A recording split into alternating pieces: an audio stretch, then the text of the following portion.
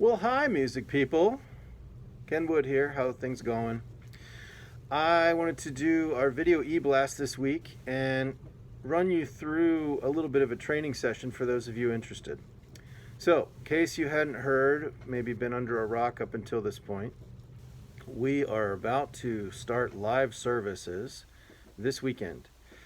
That means we're doing a Saturday 4 o'clock, which will be contemporary, led by yours truly.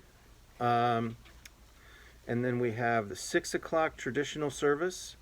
And then we have on Sunday an 8 o'clock traditional service and a 10 o'clock traditional service. New time, not 9:45. I guess it gives them an extra 15 minutes to clean things in between. The traditional services will be led by 3 different teams of people. Dennis Keenitz is away right now, but normally when he's back, he will lead one of the teams. Mary Jo will lead one, and I will lead one. And we'll have a very minimal amount of people joining us, either singing, playing a keyboard, or perhaps another instrument. So those will be slightly different from one another depending on which one you come to, and we hope those teams will rotate at least through July. Come August, there's a lot of unknowns, and so we're not quite sure yet how things are going to go depending on whether we open more campuses or not. The Sunshine Band will be back in full force, except for the fact that we will have a very minimal amount of people singing with that group. So mostly instrumentals, 2 max staff singers, and 1 extra volunteer. So those folks will rotate for a while. All of this is to try to be as safe as possible under the circumstances. And I realize that's a bit of a contentious issue, especially as numbers continue to rise. But ultimately, we're trusting the best intentions of leadership. We're, at this point anyway, we're going to try to move forward with opening and see how things go. And if they go well, then maybe we'll maintain them. And if something happens or if we decide to reevaluate, then maybe we close back down. I don't know. Those are above my pay grade, so unfortunately I cannot answer those questions for you. But what I can do is tell you how and what to be prepared for if in fact you decide to show up. Now let me tell you what you'll get if you do not show up. If you decide you want to stay home out of safety, more power to you, I completely understand. But you need to understand that as of this weekend, we will no longer be doing an actual live stream. In similar fashion to the way that we have been pre-recording and then producing services to put out on behalf of a weekend. We're going to do that same approach, but the problem is we'll be recording those services in real time and then need a little time to edit them together. So this weekend will be the first time that you will not be able to find a service that you have yet to see on the actual weekend.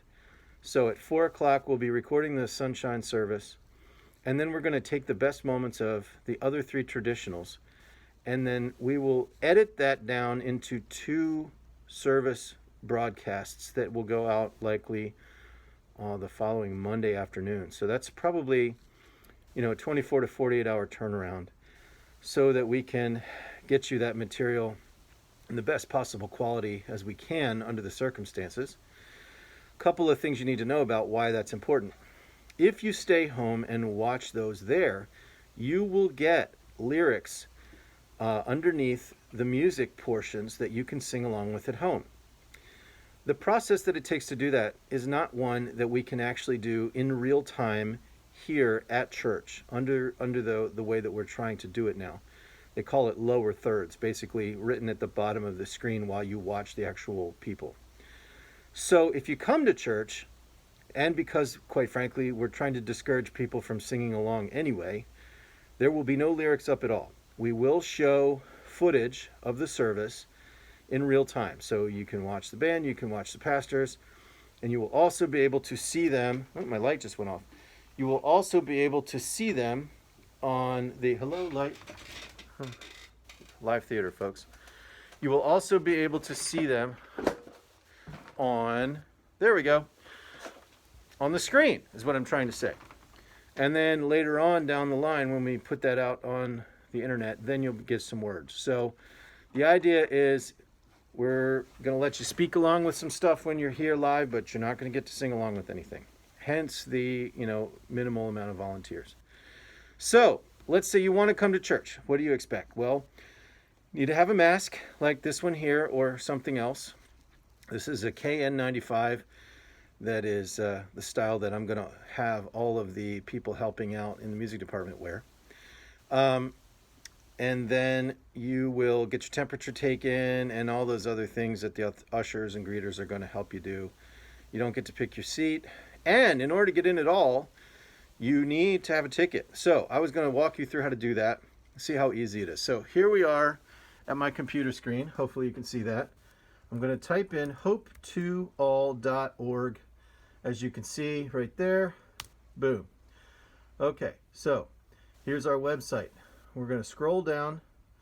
Tickets. Look at this. Okay, so let's see what we have for the 4 o'clock Saturday. Let me open full screen just in case. Okay, so here we are. I've got Saturday worship service, July 11th at 4 o'clock p.m. Contemporary. Hopefully that makes sense and you can tell.